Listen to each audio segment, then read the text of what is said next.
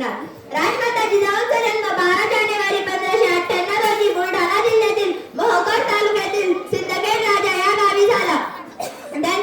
त्यांचे वडील खोजीराजे जाधव व आई माळसाराणी या होत्या.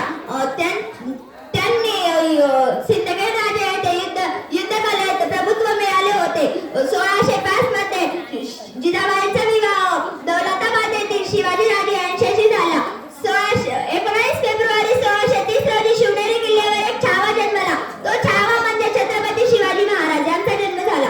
तेव्हा मासाहेब जिजाऊ या छत्रपती शिवाजी राजांसोबत पुणे येथे राहण्यात गेल्या. तेव्हा पुण्याची अवस्था फारच वाईट होती. मुद्रा माझ्या माता जिजाऊंना घडविले तिने शूर शिवमांना. मुद्रा माझ्या माता जिजाऊंना घडविले तिने शूर शिवमांना. साक्षात होती ती आई भवानी, जन्म घेतला तिच्या पोटी शिवबांनी, जन्म घेतला तिच्या पोटी शिवबांनी. राजमाता जिजाऊंनी छत्रपती शिवाजी महाराजांच्या मनात स्वराज्याची कल्पना जागवली. त्यांना मुघलांच्या अन्यायाचा पर्दाफाश करण्याचे शिकवले.